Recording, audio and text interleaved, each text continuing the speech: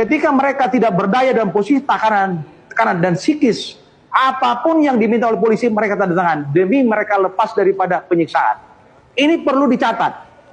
Hal ini saya sampaikan ketika kami ditunjuk sebagai kuasa hukum setelah sekian lama peristiwa ini ditangani oleh pihak kepolisian Resort Cirebon, dan kami langsung berkunjung ke Polda Jabar dan diterima oleh penyidik dengan baik.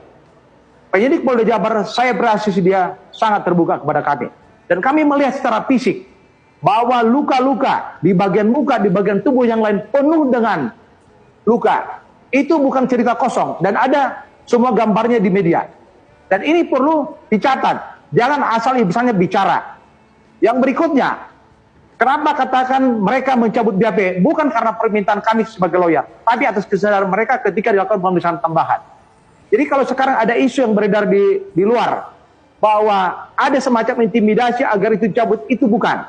Itu atas kemauan mereka sendiri ketika mereka sudah merasa nyaman di tangan oleh penyidik Polda Jabar.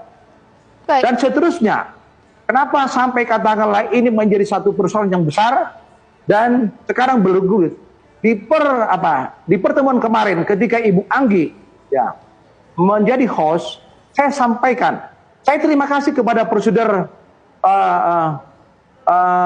bagian daripada prosedur film yang mengangkat kasus kembali supaya katakanlah kasus ini dilakukan kajian secara komprehensif dengan melibatkan banyak pihak termasuk kami.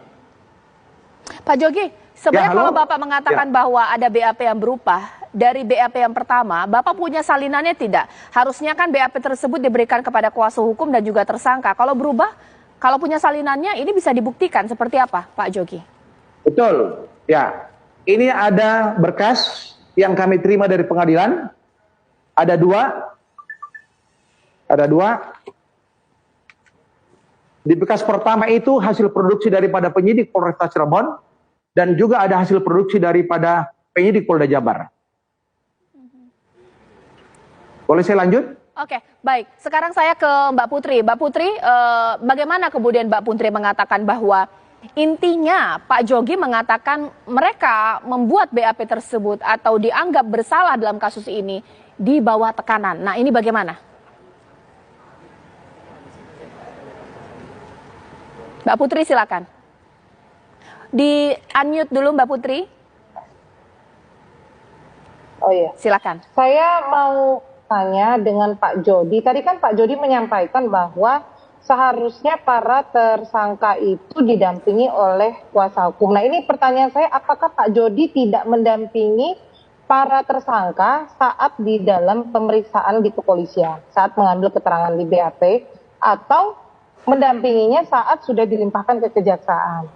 Pak Jogi boleh dijawab. Oke, Pak Jogi boleh dijawab. Nggak kedengaran Mbak. Pak Komentar Jogi, daripada Mbak Putri. Pak Jogi mendampingi klien Bapak tidak ketika diperiksa oleh kepolisian? Waktu yang di mana Mbak? BAP pertama atau mungkin BAP perubahan, BAP yang kedua, ada tidak Bapak? Baik, kami ditunjuk sebagai kuasa hukum untuk yang 5 orang. Setelah tersangka tersebut diserahkan ke Polda Jabar. Ketika mereka diproses di kepolisian Resort Cirebon Kota, kami belum ditunjuk sebagai kuasa. Artinya mereka saat itu tidak pernah didampingi oleh pengacara ketika mereka diperiksa sebagai tersangka. Itu catatan. Oke, berarti ketika di Polda posisinya bahwa klien Anda mengaku perbuatannya? Tidak. Sudah menarik semua, mencabut semua isi BAP yang dibuat di Polresta Cirebon Kota. Oke, Mbak Putri ada pertanyaan lain? Ya, baik Pak. Berarti Pak Jody mendampinginya saat mereka sudah dilimpahkan ke Polda Jawa Barat. Nah, ini ada pertanyaan lagi untuk Pak Jody. Pak, tentunya begini Pak, BAP itu kan tidak serta-merta dibuat tanpa ada pembuktian terlebih dahulu, tanya jawab, saksi, dan lain sebagainya. Ya. Nah, kalau seandainya mereka 5 orang yang Bapak dampingi, tiba-tiba mereka mencabut BAP saat di Polda Jawa Barat, apakah Bapak tidak melakukan laporan terhadap oknum-oknum penyidik tersebut saat Bapak mendampingi mereka? Karena ada yang diduga, Bapak kan tadi mengatakan diduga ada rekayasa hukum untuk ke 8 orang ini, tapi kan Bapak mendampingi 5 orang. Apa upaya yang sudah Bapak lakukan saat itu ketika Bapak merasa ada ketidakadilan, ada rekayasa hukum yang terjadi terhadap klien Bapak? Kan harusnya sudah ada Bapak lakukan seperti itu, Pak. Oke, bisa saya jawab, Mbak? Boleh, Pak. Ya. Oke, sebelum kami ditunjuk sebagai kuasa hukum, keluarga daripada korban sudah melaporkan ini ke Propam Polda Jabar atas tindakan-tindakan daripada penyidik narkoba yang tidak profesional. Itu catatan ya. Narkoba menangkap orang tanpa prosedural, sekalipun Rudiana itu adalah ayah daripada korban. Itu catat itu. Ya. Catat itu. Dan itu hanya berdasarkan informasi yang tidak valid dan tidak didukung oleh bukti. Nah, bisa saya lanjutkan? Lanjutkan, Pak. Oke, baik. Nah, tadi saya jelaskan. Di malam tanggal 27, klien kami bersama dengan teman-temannya sedang duduk-duduk di depan rumah Ibu Nining. Dan mereka adalah pekerja kasar dan juga buruh bangunan. Dan tidak termasuk geng motor. Dan tidak kenal dengan DPO yang 3. Dan tidak kenal dengan tersangka Ripaldi alias Ucil. Yang berikutnya, kejadian malam 27 di jembatan flyover yang tidak mereka ketahui. Itu menjadi juga pertimbangan buat penyidik. Kenapa tidak dilakukan olah TKP secara komprehensif di lokasi? Tetapi unit lalu lintas kami apresiasi melakukan olah TKP dan mereka ada filenya. Dan berdasarkan informasi yang mendengar itu kecelakaan tunggal.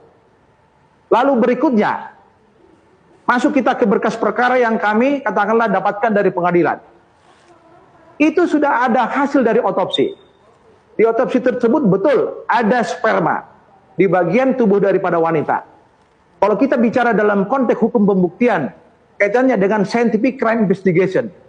Dan kami ada dalam posisi penguasaan polisi untuk membuktikan itu. Dan sudah ada referensi dari dokter forensik agar dilakukan peningkatan pemeriksaan sperma terhadap DNA. Tidak dilakukan. Ada apa di balik daripada itu? Kita orang-orang hukum ngertilah kan bagaimana hukum pembuktian. Saya sebagai dosen juga ya, ngerti saya dan pengajar hukum pidana. Berikutnya, ada CCTV di lokasi kejadian. Sederhana alasan kepolisian, kami nggak punya ahli, terlampau naik. Pak Jogi. Seandainya kata kalau, ya Pak Jogi, saya harus jeda dulu Pak Jogi. Ini yang nanti saya mau tanyakan sesaat lagi, bahkan juga dengan Pak Ahyar Salmi. Kita tahu bahwa ini bukan hanya ketika di BAP pemirsa, bahwa ada proses persidangan yang berjalan. Jika Pak Jogi mengatakan kliennya tidak bersalah, kenapa tidak dibantah di persidangan? Nanti saya akan tanyakan kepada Mbak Putri dan Pak Jogi sesaat lagi. Baik, terima kasih. Sebelum saya ke Pak Ahyar Salmi untuk melihat teknis dari persidangan membuktikan seorang bersalah atau tidak, mungkin kita harus kembali lagi ke diri kita bahwa ini kasus kita harus menempatkan kepada empati kita, Mbak Hanifah Hasna.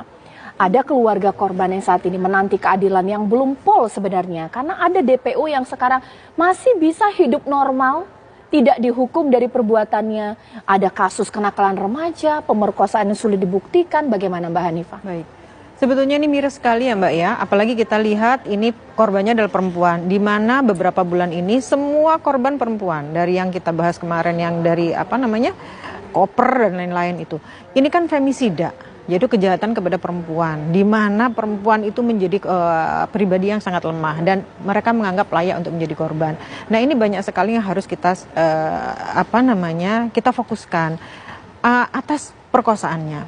Kenapa anak-anak masih kecil, masih remaja bisa pergi dengan bebas sehingga kalau kita mau ngomong nih ya, kalau kita ngomong ke orang tua zaman sekarang ya, kenapa mereka bisa merelakan anaknya bebas keluar malam gitu ya dengan seseorang yang kita tidak tahu orang itu sampai sejauh mana dia bisa melindungi dia dan yang langsung ke jalan di mana jalan itu adalah tempatnya kejahatan.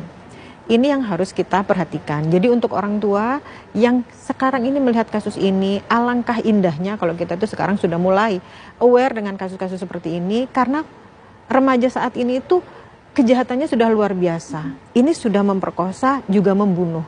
Artinya moralnya sudah ada. Kemana moral itu pergi? Apakah karena di sekolah tidak diajarkan atau orang tua sendiri yang tidak mengajarkan ini? Atau justru masyarakat abai? Kontrol sosial yang nggak ada dan menganggap bahwa ini adalah masalah-masalah yang biasa sehingga di kemudian hari persoalan-persoalan seperti ini, kejahatan-kejahatan ini akan terus berulang dan menganggap bahwa ini adalah persoalan yang sangat-sangat biasa. Jadi yang disalahkan bukan lagi pelaku tapi korban pun bisa disalahkan. Ini yang membuat kita menjadi harus waspadai lagi. Pak Ahyar, kita ingin ini